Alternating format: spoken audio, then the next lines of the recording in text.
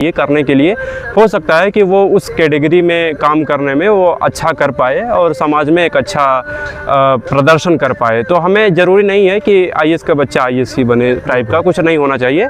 कुछ धार्मिक लोग होते हैं, कुछ स्पर्धिक लोग होते हैं, तो सब आदमियों का अलग अलग काम है। नहीं तो ये बताइए कि ये जो स्कूल में सिलेबस पढ़ाते हैं ये तो पढ़ना चाहिए, क्योंकि आगे जाकर के सबको कार्य करना है, धन संपादन करना है। इसके अलावा इसके साथ साथ में बच्चे और क्या कर सकते हैं जिससे वो संस्कार थोड़ा सीख पाएँ? नहीं, ये तो बेसिकली घर से ही चालू होना चाहिए। घर से माँ बाप अगर उनको एक सही वातावरण प्रदान कर रहे हैं, जैसे कि बच्चे स्कूल गए, तो अगर स्कूल में ऐसी कुछ व्यवस्था नहीं है तो माँ बाप अपने घर पे या पूजा पाठ के समय बच्चों को बैठाएं, बताएं।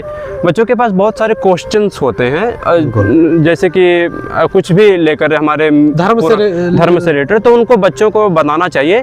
मिथक कुछ नहीं बताना चाहिए, पाखंडवाद की तरफ हमको नहीं बढ़ना चाहिए, साइंटिफिक चीज़ से बताना चाहिए, या कुछ कर्तव्यताएँ हैं उनके बारे में बताना चाहिए। अगर वो नहीं बता पा रहे हैं तो जैसे हम लोग हैं या संस्कृत संरक्षण ये अभियान जो हमारा चल रहा है इसके माध्यम से, या और भी अन्य माध्यम हैं, और भी लोग हैं जो ये कार्य कर रहे हैं, तो उनसे इन सब बातें करना चाहिए और उनसे राय लेकर बच्चों को ये देना चाहिए। बच्चों को डायरेक्ट उनसे संबंध यानी कि मिलाना चाहिए। ये बताइए, अगर मान लीजिए कोई इतना 7-8 साल गुरुकुल में नहीं जाकर, सहवास नहीं करके जो है गुरु के साथ में नहीं पढ़ पा रहा है, जी। तो 1-2 ग्रंथ उनके लिए बताइए जो बहुत उपयोगी हो, जिससे वो संपूर्णतः नहीं लेकिन यथाशक्ति जीवन में उपयोगी चीजें जान सके धर्म के बारे में। 1-2 ग्रंथ उदाहरण उसमें क्या है वो बताइए। जी, तो 1-2 ग्रंथ अगर सनातन से अगर मैं ले रहा हूँ तो हमें लगता है कि रामायण और गीता जो है ये प्रमुख पुस्तकें हैं।